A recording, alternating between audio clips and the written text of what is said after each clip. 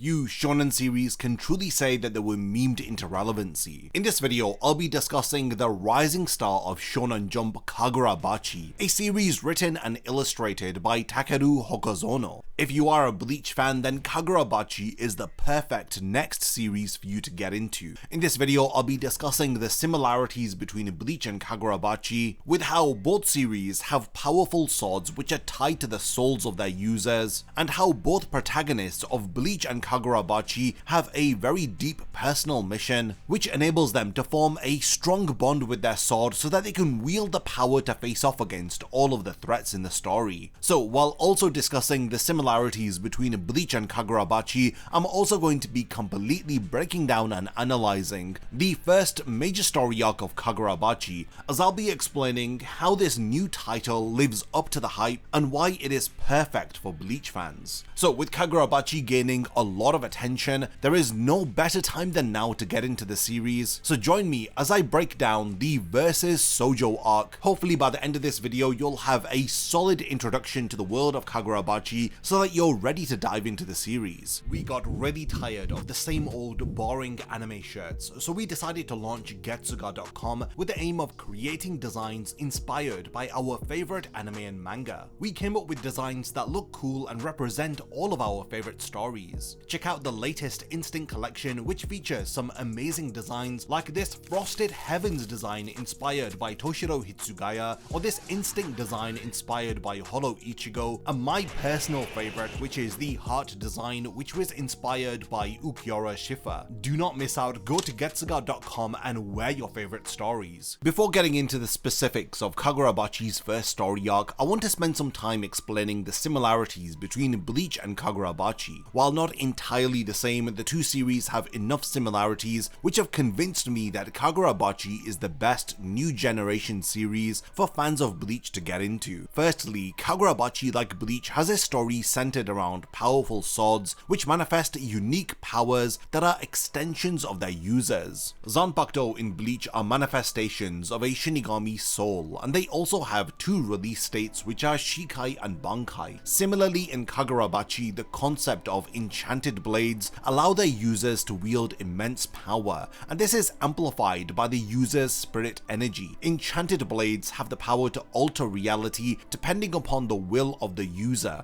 and the abilities of the blade. Ichigo's relationship with Zangetsu evolves as he learns to harness the different aspects of his inherited power. Chihiro, the protagonist of Kagurabachi, is on a mission to retrieve his father's stolen enchanted blades. This is a quest that is very personal for him, as the legacy of his father is on the line. Each enchanted blade, like a Zanpakuto, has its own unique traits and abilities, and these manifest depending upon the level of mastery of the wielder. So both Ichigo and Chihiro have a need to master and find harmony with their blade in order to unlock their full potential so that they can face off against the threats that stand in their way. Bleach centers around Ichigo's desire to protect his loved ones following the death of his mother and his inability to save her. Ichigo grows over the course of the story as he becomes a protector of the Soul Society and is their trusted ally by the time that the 1000-year Blood War arc rolls around. Similarly, Kagurabachi tells the story of Chihiro and his desire for revenge following the brutal murder of his father and the theft of the powerful enchanted blades that he crafted. Chihiro's desire to avenge the death of his father mirrors Ichigo's goal to protect his loved ones and to prevent the loss of others. Both protagonists are forced into larger scale conflicts which extend beyond their initial goals, thus forcing them to grow and become stronger in unexpected ways. Another similarity is the aesthetic choices made in both Bleach and Kagurabachi. Bleach is known for Kubo's amazing art style, with characters that are defined by their sleek and cool appearances which emphasize their strength and individuality. Kubo makes sure that his characters' personalities are reflected in how they look and the powers that they manifest. Kagurabachi also reflects the nature and power of its characters in their appearance. Chihiro's black clothing and his enchanted blade give off a similar artistic vibe to Bleach. There are more thematic and narrative similarities between Bleach and Kagurabachi, but I don't want to give too much away here, and I really do hope that this is enough to convince fans of Bleach that Kagurabachi is more than just a series that was memed into relevancy. There is a lot of style and substance in this new manga title, and I really do think that Bleach fans will enjoy what it has to offer. Kagurabachi is definitely building upon the legacy of Kubo's work, and it has drawn inspiration from other shonen titles. Despite this, it is still managing to give readers a fresh and exciting new story with great characters that have so much potential for the future. Kagurabachi has been serialized for over a year at the time of making this video, so it's beyond that point where Shonen Jump are going to be cancelling it, so I do think that Kagurabachi is shaping up to be the next big thing. So be sure to go and check it out if you haven't already, and now that you know why you need to go and read Kagurabachi, I want to now dive into the specifics of the very first story arc of the series. The first arc is titled the Versus Sojo arc, and it spans a total of 18 chapters. This does continue the trend of most modern shonen titles, which appear to have shorter story arcs in comparison to older series like the Big Three, where the arcs are much longer in length. During the first chapter of Kagurabachi, we're introduced to the protagonist Chihiro Rokuhira, along with his father Kunishige Rokuhira, a legendary swordsmith. The story begins by depicting their life, which is centered around the crafting of katanas. Kunishige is known for his immense skill, as he had played a major role in a war that had taken place 15 years ago. He is somebody who is seriously dedicated to his work of swordsmithing. Outside of this craft, Kunishige is lively and even eccentric, as he has quirky habits like talking to the family goldfish, which Chihiro finds strange, but he has grown used to it. Our protagonist Chihiro is a responsible but disciplined young man. He has aspirations of following in his father's footsteps as a swordsmith. While he is burdened with the responsibilities of looking after their home as well as their workshop, he is still determined in learning the art of swordsmithing. Kunishige's old friend Togo Shiba visits their home and casually thinks back about how Kunishige's blades were major in ending the Seitei War. Shiba also teases Chihiro about his height, as he also acknowledges that Kunishige's legacy is growing, as he's becoming quite famous because of his swordsmithing. Chihiro does listen in on this, and he feels pride and admiration for his father. Now, this light-hearted interaction leads to a bit more of a serious conversation between Kunishige and Chihiro. His father takes Chihiro to a room where a katana is displayed and reveals its significance as one of the swords that he had forged for the war. He explains to Chihiro that being a swordsmith comes with a lot of responsibility, because katanas are not just tools for protection, but they are also weapons that can take lives. Kunishige emphasizes the moral weight of creating these blades and questions whether if Chihiro is ready to bear that burden. Our protagonist seems unsure, but his willingness to learn pleases his father, as he is content with Chihiro's progress thus far. We then get a time skip of 38 months as we're introduced to a bit more of a darker and more action-packed scene. Chihiro and Shiba are now in pursuit of a criminal organization which is known as the Korogumi Yakuza. This Yakuza is infamous for their brutal control over the city, and they appear to have joined forces with a mysterious group of sorcerers called the Hishaku. As the Korogumi Yakuza execute members of an opposition movement, they are then visited by one of these sorcerers who imposes their will upon them via the use of a powerful magic. Now, this sorcerer demonstrates his dominance and hints at the monstrous nature of the Hishaku before departing, leaving behind a chilling sense of their influence. What I love about Kagurabachi is that the story isn't told in a linear manner, as we now catch up with Chihiro and we see that he is visibly scarred and he's driven now by vengeance. He has a scar on his face, and it serves as a constant reminder of the day that his life had changed. He appears to be fueled by wanting justice for a wrong that was committed against him. He and Shiba arrive at a city controlled by the Korogumi, where they witness the gruesome sight of bodies hanging at the entrance of a torii gate. This highlights the consequences that are faced for those who oppose the Yakuza. This horrific scene enrages Chihiro, and it prompts him to forego any peaceful approach against the Yakuza as he directly confronts them. They arrive at the base of the Korogumi as Chihiro and Shiba begin their attack. Chihiro uses his blade with deadly precision, quickly taking down several members guarding the entrance. Inside is the Yakuza boss, who is unaware of the intruders as he continues to interrogate one of their prisoners. However, the sudden appearance of Chihiro disrupts the scene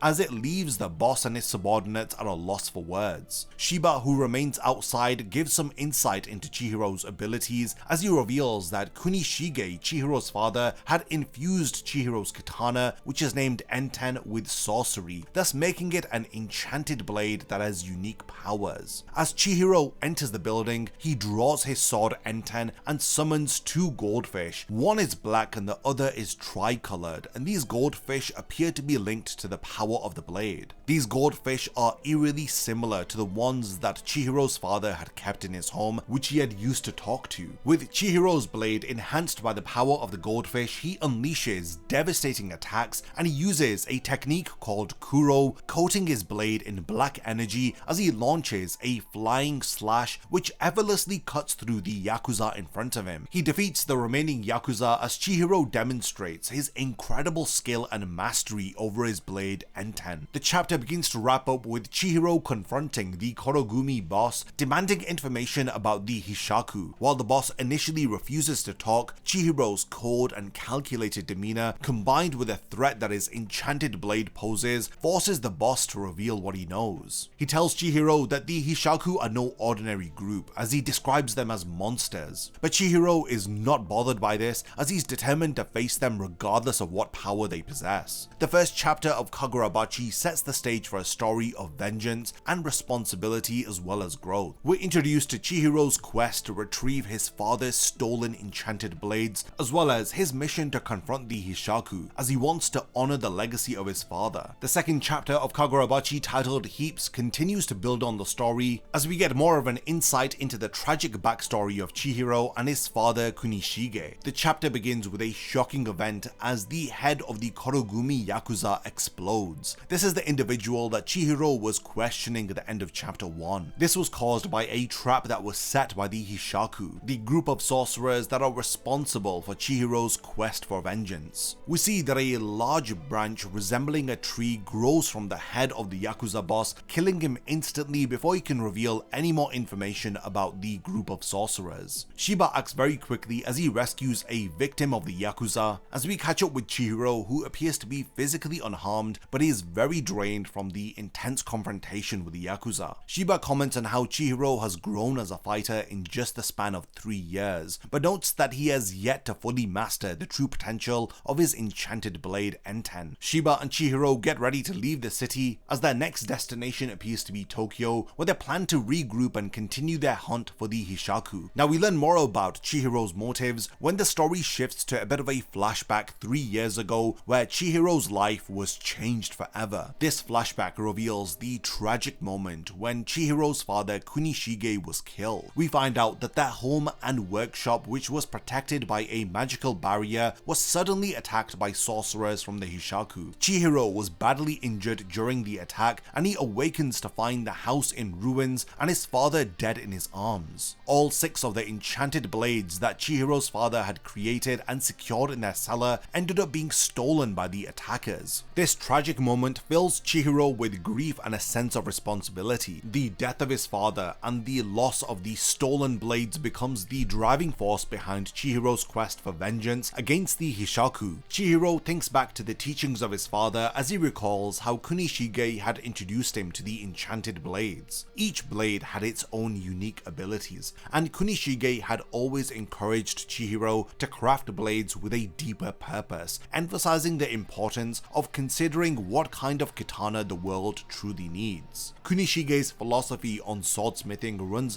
deeper than mere craftsmanship, as he believed in creating meaningful weapons that could either save or destroy the world depending on the wielder's intent. This philosophy has a profound impact upon Chihiro, and at the time he couldn't fully understand the weight of his father's words, but now in the wake of his father's death, Chihiro is haunted by questions. Why did the Hishaku target his father? And did they understand the significance of the enchanted blades that they had stolen? Back in the present day, Chihiro's resolve to hunt down the Hishaku is stronger than ever, as he now wields the 7th and final enchanted blade which his father had crafted. We were introduced to it in the first chapter, and this is called Enten, and it holds immense sentimental value to him. This blade not only represents the legacy of his father, but also Chihiro's personal connection to him as he gazes out over Tokyo, and Chihiro thinks about the disturbing thought that someone out there is using his father's blades for evil purposes. This chapter ends with Shiba entering Chihiro's room with important news, as he reveals that they've received a potential lead on one one of these stolen enchanted blades, thus setting us up for the next phase of the story as Chihiro is still grappling with the death of his father, while also being driven by a desire for revenge as he prepares to pursue this new lead, hoping that it will bring him one step closer to the Hishaku and the answers that he seeks. In the third chapter of Kagurabachi, titled Witness, we're introduced to a young girl named Cha,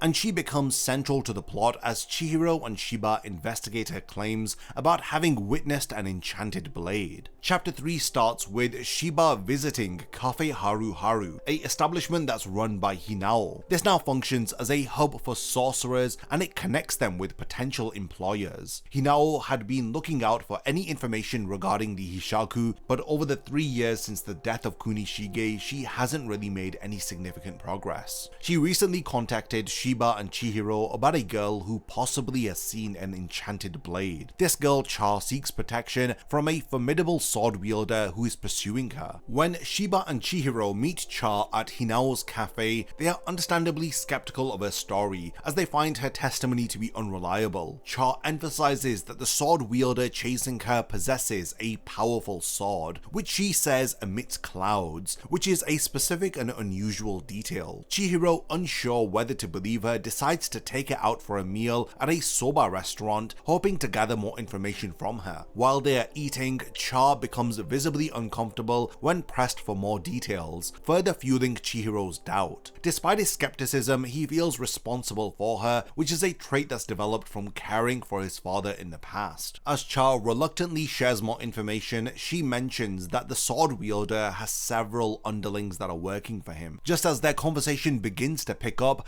a man named Norisaku Madoka enters the restaurant and confronts Chihiro. Norisaku summons a Daruma doll, a talisman-like object which explodes and propels Chihiro outside, revealing that Cha's story was actually true. This sudden turn of events confirms that Cha is truly being hunted by a very dangerous sorcerer. Norisaku takes Cha hostage, threatening her life, as Chihiro quickly realizes his mistake for doubting her as he uses his flying slash technique called Kuro in order to cut through the rope binding Cha and calls for Shiba, who teleports Cha to safety. Shiba explains to Cha the basics of sorcery and spirit energy, explaining that everyone has spirit energy which powers these magical abilities that they are seeing, as Chihiro begins an intense battle with Norisaku. Throughout the fight, Norisaku launches explosive Daruma dolls, which Chihiro counters with his blade Enten. Norisaku acknowledges Chihiro's unusual mastery over spirit energy, revealing that he has encountered an enchanted blade in the past, but he doesn't reveal any more information about it. With the battle intensifying, Norisaku attempts to demoralize Cha by reminding her that all of her protectors, including her mother, have died.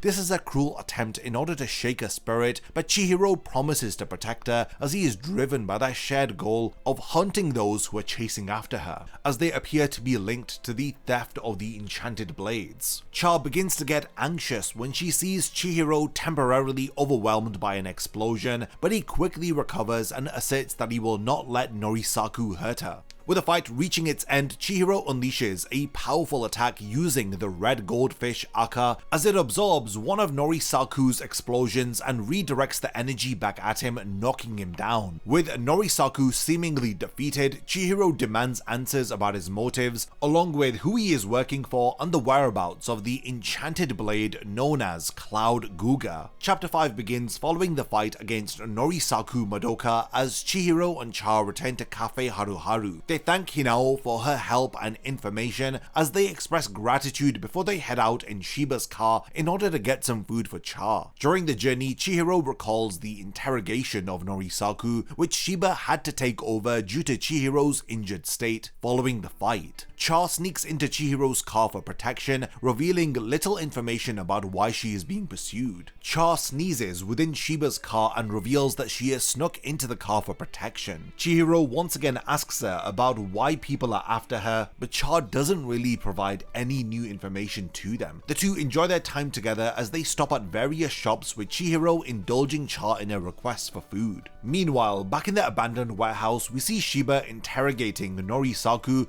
about his boss and the enchanted blade Cloud Guga. Despite Shiba torturing him, Norisaku reveals very little information, as he hints that a powerful force is behind what is going on, warning Shiba of dire consequences if he reveals too much to him. At the same time, Sojo, a major underworld figure, learns of Norisaku's failure to capture Cha as he begins an aggressive approach in the pursuit of Cha. Sojo questions the existence of a 7th enchanted blade as he decides to now take further action. Back in Shiba's car, Cha opens up about her mother's words to live a happy life and expresses her gratitude for the time that she has spent with Chihiro, even remarking that it has been one of her happiest days. So this moment is interrupted when Shiba calls Chihiro, revealing that their next target is Genichi Sojo, a weapons dealer who is in possession of the enchanted blade Cloud Guga, and he is likely connected to the Hishaku. While Chihiro is driving, a spiral of identical looking individuals emerge surrounding Chihiro and Cha. These strange figures appear to have been created from dirt as they confront Chihiro, but both Cha and Chihiro are forced to flee. Chihiro quickly deduces that these individuals are dirt puppets that are being controlled by a sorcerer working for Sojo. The sorcerer reveals that Sojo has placed a bounty on both Cha and Chihiro's enchanted blade, leading to the attack. While battling off the clones, Chihiro has a brief flashback to the death of his father, and he is shaken by the traumatic memory but is fueled by it as he presses on to protect Cha. Chihiro and Cha are ambushed by even more enemies,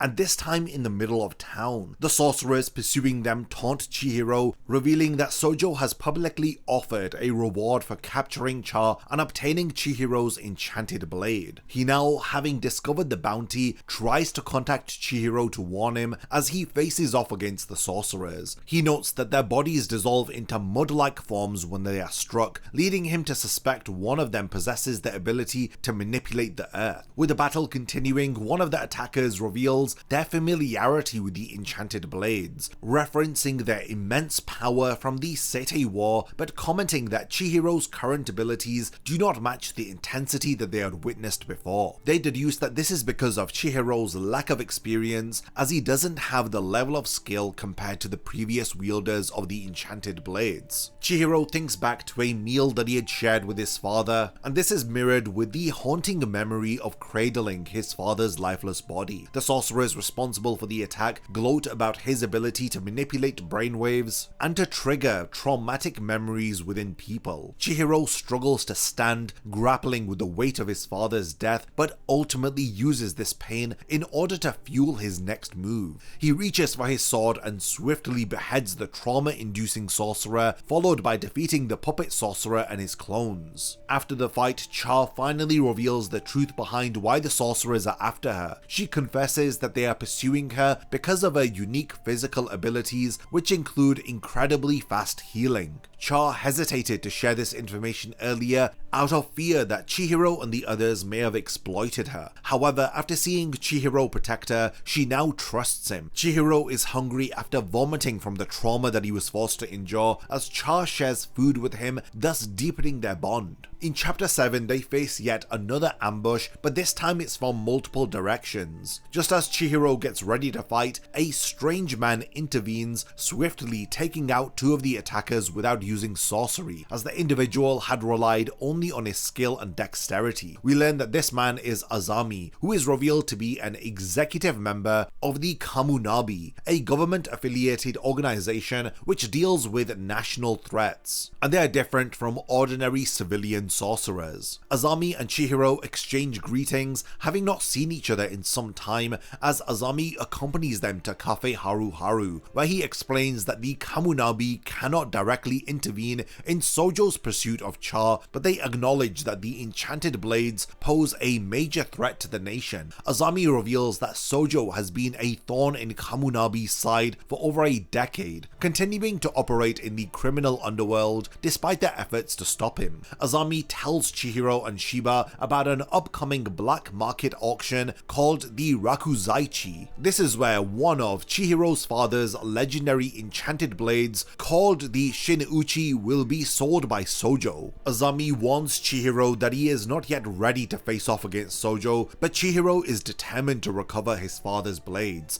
even if it means going against the Kamunabi's advice. As the chapter ends, Azami expresses his concern about the increasingly brazen actions of Hishaku, suggesting that their goal is to use the enchanted blades for a much larger plan. Chihiro thinks about his current situation while at Cafe Haruharu with Cha and Hinao. Chihiro is deep in thought, thinking about the upcoming confrontation with Sojo, whom Azami and Shiba have warned him about. At the same time, the flashback reveals more about Norisaku, a sorcerer Chihiro had previously fought. During Shiba's interrogation, Norisaku was encouraged to change his ways and start a new life. Shaken by memories of his family's shame, Norisaku decides to apologize to his mother and reconcile with his sister. However, when he enters his sister's car, he finds her lifeless body with Sojo sitting in the back seat. Sojo, unforgiving of Norisaku's failure, kills both Norisaku and his sister, further cementing his ruthless nature. Meanwhile, Sojo is contacted by the younger brother of the trauma sorcerer, who provides Sojo with information on Chihiro's whereabouts, seeking revenge for his brother's death. Sojo, unimpressed, kills the younger brother after triggering his trauma. Sojo demonstrates a complete disregard for others via the psychological manipulation that he makes them endure. We cut back to Cafe Haruharu, where Sojo arrives to confront Chihiro. He immediately attacks, but he intercepts him, leading to a direct clash between Chihiro's enchanted blade N10 and Sojo's Cloud Guga. Cha is awakened by the confrontation and she is terrified upon seeing Sojo, as Hinao quickly hides her. With the battle beginning, Chihiro questions Sojo's right to wield the enchanted blade as we begin the next major fight of the story. The beginning of chapter 9 takes us a few hours before the fight between Chihiro and Sojo, as Azami and Shiba discuss the implications of Sojo's possession of Cloud Guga. They suggest that Sojo's recent bold actions, like placing a bounty on Cha and auctioning one of Kunishige's blades, are intended to bait the Kamunabi, as Sojo believes that he can overpower them. Back in the present, Chihiro engages Sojo in combat as both of them jump across rooftops, as Sojo reveals the abilities of Cloud Guga, which has powers related to ice and lightning. Despite being outmatched in terms of skill and power, Chihiro holds his own, using Kuro to cut through Sojo's ice attacks. Sojo, impressed by Chihiro's resilience,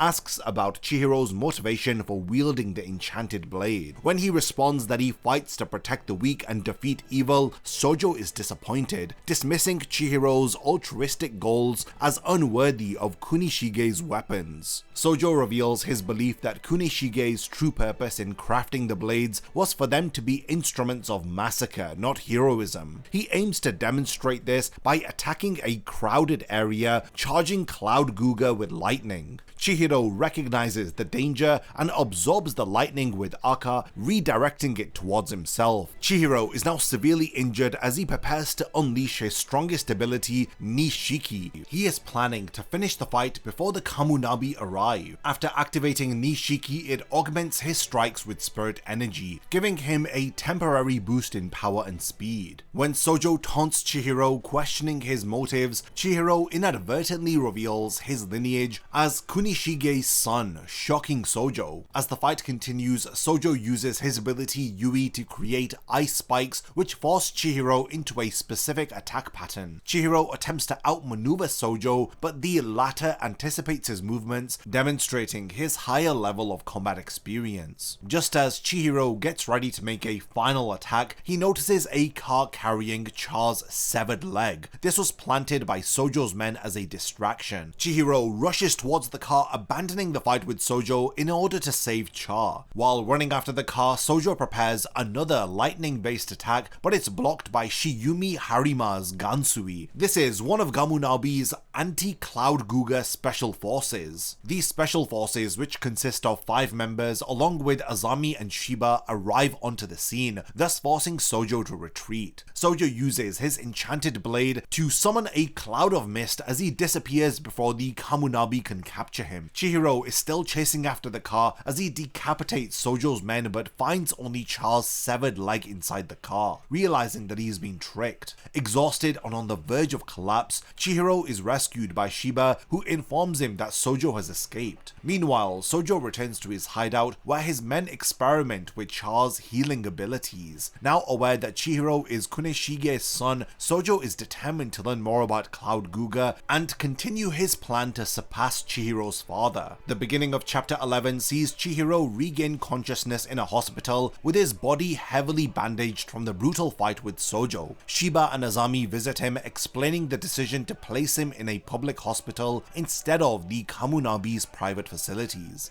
Azami mentions that keeping Chihiro out of the Kamunabi's hospital was essential to protect his lineage, as there are some within the Kamunabi who disapprove of his father Kunishige. Chihiro is concerned about the well-being of Cha and Hinao, as Shiba informs him that Hinao is recovering well but Cha remains missing, having been taken by Sojo's men. Shiba also reveals important information about Sojo's possession of Dantenseki, the rare source material which is used to create the enchanted blades. This reveal sparks fear within Chihiro, as Sojo's plan involves using Cha and Dantenseki to create a new weapon, exploiting her unique healing abilities for this purpose. The story then shifts to Sojo's headquarters, where he explains the dangerous properties of Dantenseki to his henchmen. This is a rare mineral that when infused with spirit energy greatly amplifies the energy but becomes way too volatile for a human body to handle, thus causing it to explode. However, Kunishige was the only one who mastered the technique of stabilizing the material which he had used to create the enchanted blades. Sojo aims to replicate this process but with dark intentions, leveraging Cha's abilities to control the destructive power of Dantenseki. Back at the hospital, Chihiro feels immense guilt for not being able to protect Cha, and he despairs at the thought of what Sojo might be doing to her. Despite the injuries that he has sustained, Chihiro insists on participating in the mission to rescue her. The anti-Cloud Guga special forces, led by Ikuto Hagiwara, arrive and begin discussing their strategy in order to locate and defeat Sojo. Kazane Machi objects to Chihiro's involvement due to his injuries, but Kyohiko Uzuki supports Chihiro, commending him for his previous efforts to protect civilians during his battle with Sojo. Shiba, however, notes that Chihiro's left arm is badly injured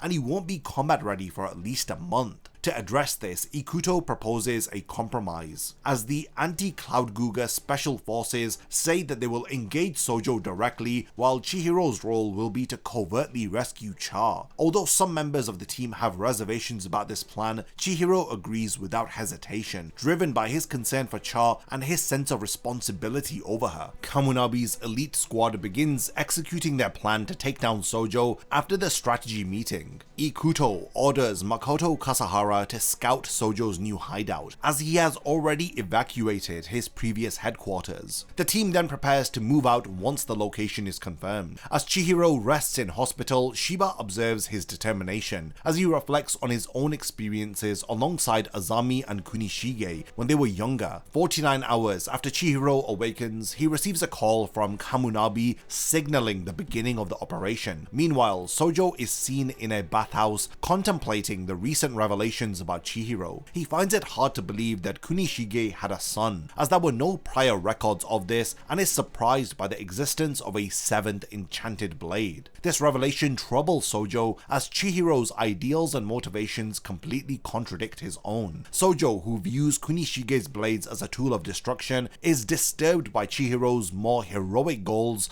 of protecting the weak. During this moment, 3 men enter the bathhouse to return a product that they had purchased from Sojo, claiming that while it helped them eliminate their target, it also resulted in the death of their best member. A tense exchange unfolds, with one of the men attempting to attack Sojo. In a swift and brutal response, Sojo kills all 3 of them, demonstrating his efficiency in combat. Following this, Sojo resolves to deepen his understanding of Cloud Guga, as he believes that mastering the blade will help him to surpass Kunishige's legacy. Fully aware that Kamunabi are waiting for him, Sojo prepares to battle them. him. When he steps out of the bathhouse, he is observed by Ikuto Hagiwara and the rest of the anti-Cloud Guga special forces as they are stationed nearby ready to face him. The tension builds as the Kamunabi elite squad prepares for battle, knowing that they must stop him before he can unleash the full power of Cloud Guga. The final part of chapter 12 shifts the focus to Kagurabachi Castle. This is where Char is being held captive. A group of guards patrols the area where they suddenly notice a black goldfish-like creature floating nearby. Moments later, a shadowy figure attacks, killing 2 of the guards. This of course is Chihiro as he prepares to interrogate the last remaining guard as the chapter ends. Sojo analyzes his opponents from the Kamunabi special forces, with his eyes set on facing Azami and Shiba, who he considers to be the strongest amongst his opponents. Meanwhile, Shiyumi Harima, one of the Kamunabi squad members, uses her ability Gansui to elevate large platforms of earth to serve as the battleground, minimizing collateral damage to the city below. Here we get a brief flashback where Chihiro briefs the elite squad on Cloud Guga's 3 main abilities. The enchanted blade uses ice or Yui for defense, water Ko for concealment and disorientation, and lightning or Mei for powerful and lethal attacks. Chihiro emphasizes the threat posed by the lightning attack and warns the squad to prevent Sojo from charging Mei,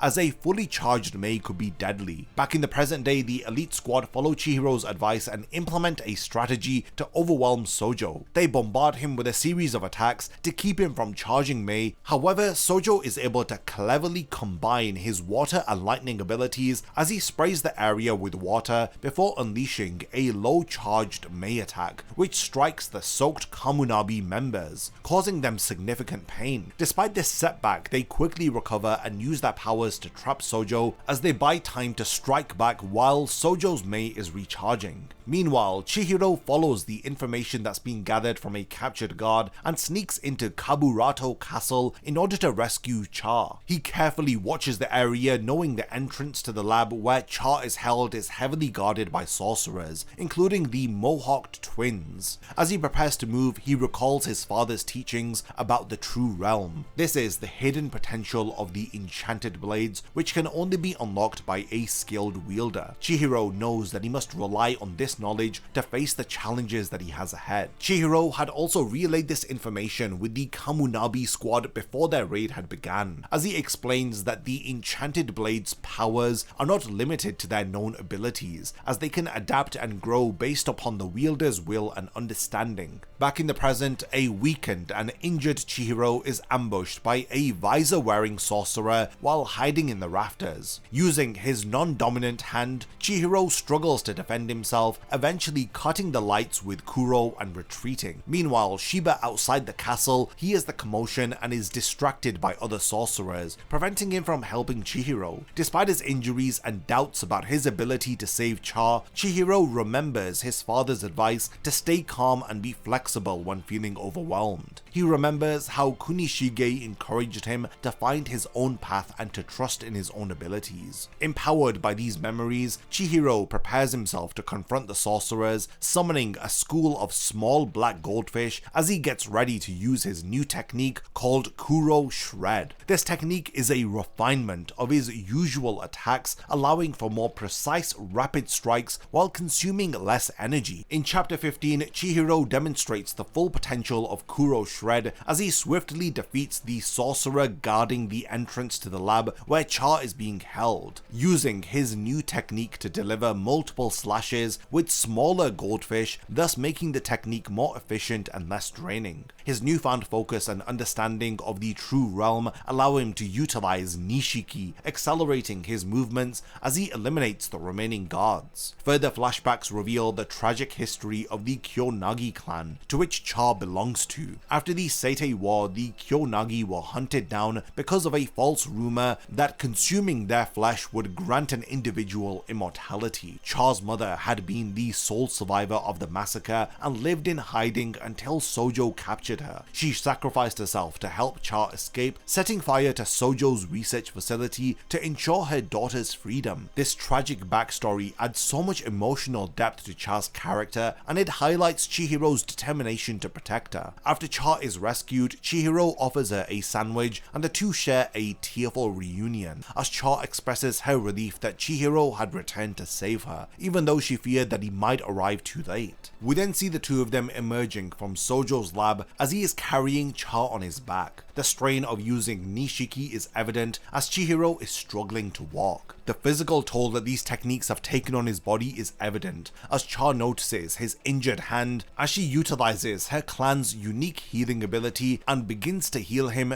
thinking back to her mother's teachings about their powers. As Chihiro regains his strength, Shiba arrives to take Cha to safety, but they all sense an impending confrontation as Shiba teleports Cha away, leaving Chihiro to face Sojo once again. The chapter then shifts to Sojo's ongoing battle with the Kamunabi. The Kamunabi squad attempts to separate Sojo from Cloud Guga, but Sojo reveals his mastery of his lightning attacks as he uses them to draw the blade back to him and inflict heavy damage on the squad. Chapter 16 concludes with Chihiro and Sojo preparing for their final clash, both severely injured and exhausted. Having both deepened their understanding of their respective blades, they understand that they only have 12 seconds of strength left within their body to fight. With their abilities fully activated, they charge towards each other, setting the stage for an epic and decisive confrontation as we begin the 12-second duel. Their battle is metaphorically represented by a serene tea ceremony, with dango and tea set at a table. Sojo, having prepared the meal, attempts to engage Chihiro in conversation, reflecting on the nature of their conflict and their differing philosophies about the enchanted blades. Sojo acknowledges Chihiro's heroic beliefs, but argues that his own views centered on the destructive power of the swords are superior. Chihiro refuses to accept Sojo's point of view as he believes that his experience working with his father has given him a deeper understanding of the true purpose of the enchanted blades. Sojo is briefly intrigued by the idea of learning more about Kunishige, but he ultimately prioritizes his own agenda. As they continue their battle, Chihiro and Sojo clash both physically and ideologically, with Sojo insisting that anyone can speak for Kunishige's vision of the swords, while Chihiro remains resolute in his belief that Sojo has no right to wield Cloud Guga. Their fight is fierce, but they are evenly matched. As they battle, Sojo increases the amount of spirit energy cloaking his body with lightning, doubling his power but reducing his remaining time to just a few seconds. Chihiro, though at a disadvantage in terms of speed, uses his tactical skills to sacrifice his right arm,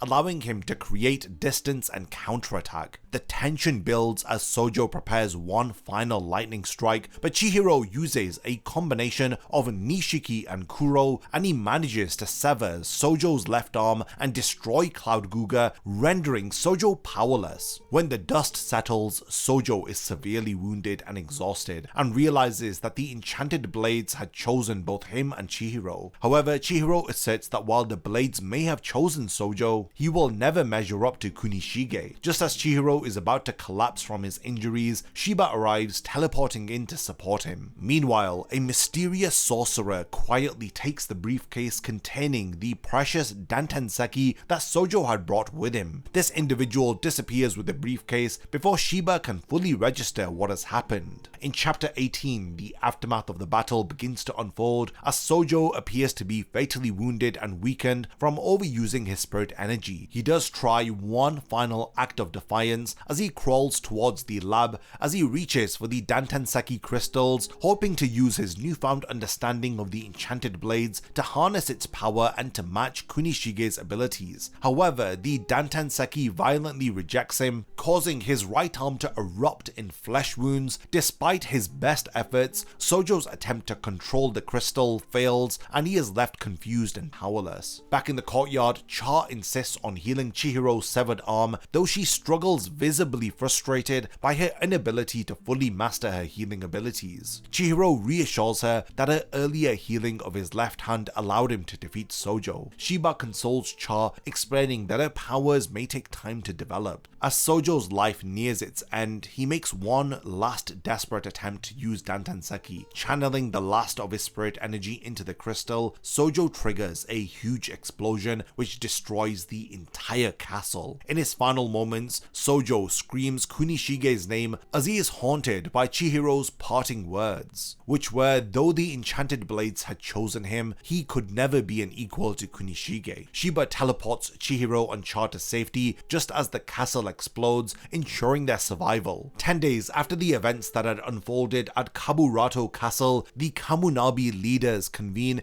in order to discuss the aftermath of the fight. Azami reports on the heavy casualties among the anti-Cloud Guga special forces, with only Kazanemachi and Ikuto Hagiwara surviving, bearing in mind that Ikuto is gravely injured. The leaders also discuss the ongoing auction of Shin-uchi, which continues under a different seller despite Sojo's death. The discussion then shifts to the identity of Chihiro. According to Kazane's report, it was Chihiro claiming to be Kunishige's son, who had defeated Sojo and had taken Cloud Guga. This revelation raises concerns among the Kamunabi leadership as they now face the potential threat of two active enchanted blades, which are Enten and Cloud Guga. The leaders agree that retrieving the enchanted blades is of utmost importance, but the situation is complicated by the fact that Azami had been secretly hiding Kunishige and Chihiro in the past. The meeting concludes with the decision to deploy the Kamunabi's strongest fighter, Hiyuki Kagari, to confront Chihiro and to recover both Enten and Cloud Guga. Hiyuki is granted permission to use her powerful sorcery called Flame Bone, but only up to her torso, thus highlighting the apparent seriousness of the situation. And with the end of chapter 18, this brings us to an end of Kagurabachi's first story arc, the Versus Sojo arc. This is a very strong introduction to a world filled with several characters, mystical enchanted blades, and a protagonist who is fueled by vengeance. The main villain of this arc was Genichi Sojo, a powerful opponent both in terms of physical strength and ideology. Sojo's view of the enchanted blades as tools of destruction stands in contrast to Chihiro's beliefs in their potential for protection. This clash of ideologies symbolized through their fight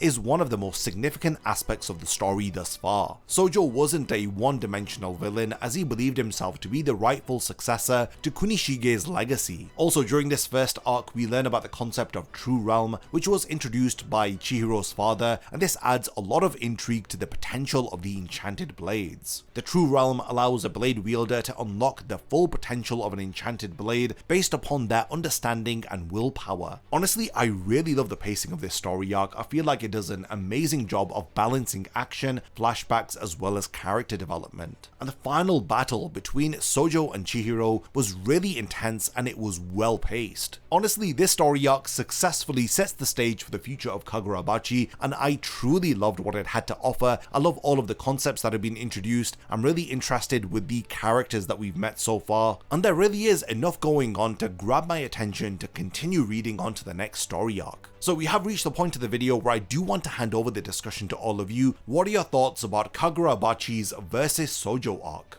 As a Bleach fan, I instantly fell in love with Kagurabachi, and I really do hope that this video has helped to convince you to check the series out, as it truly is something very different and unique that we haven't seen within the pages of Shonen Jump for quite a while. So yeah, do let me know your thoughts about Kagurabachi in the comments. If you want to see me make more Kagurabachi videos explaining what each of the enchanted blades are, or if you want to see a breakdown of the second story arc of Kagurabachi, then also let me know. And lastly, thank you for making it to the end of this video, and I cannot wait to see you hopefully in my next Kagurabachi video.